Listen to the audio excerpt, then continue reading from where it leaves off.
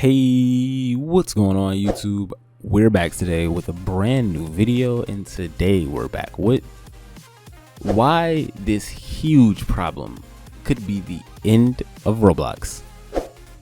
But without wasting any time, let's hop straight into today's video right now. And we're going to be talking about Robux and why I personally believe Robux is causing a lot of problems within the game and why it could be the reason the game potentially dies. But first up, the first problem is how they're hard to earn. So don't get me wrong, Roblox is a free-to-play game, so the currency should be somewhat difficult to earn. That makes sense. But the degree of difficulty for you to earn Robux is egregious, because you either have to play a game that is impossible, or you have to play something that just is not fun to play just to earn Robux. And to me, this doesn't really make a lot of sense, because then earning Robux feels more like a chore instead of something you want to do. And why would you ever want your game to feel like a chore? But next up, let's talk about how they're easy to buy. So once again, this actually makes sense.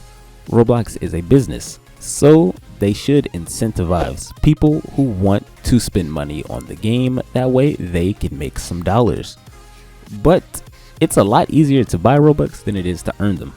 If you're willing to spend the money on the game, you can have however much Robux you're willing to spend, which makes sense, but it seems just a little unfair compared to the free-to-play player. But next up, let's talk about how the game is pay to win. So just with the uneven dynamic between free-to-play and pay-to-play, that seems a little unfair.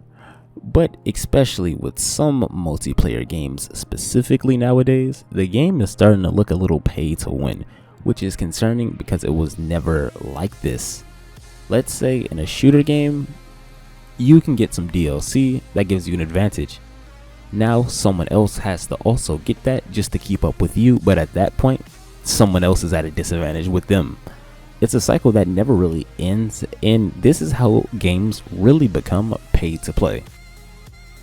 But next up, let's talk about how you can't afford items.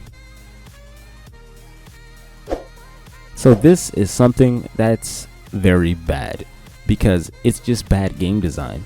You should be able to save up and to afford whatever item you want just by spending some time.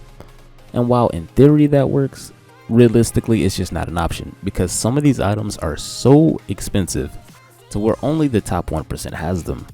And as you probably guessed, all of that top 1% are all people who spend money on the game. But last but not least, let's talk about boring minigames. So boring minigames are the alternative of hard minigames, and these are really the only two ways to earn Robux. And to me, this is worse than a hard game, because if a game's hard, it can still be fun. A boring game is just flat out boring. Why would you want to play something boring? That doesn't make a lot of sense.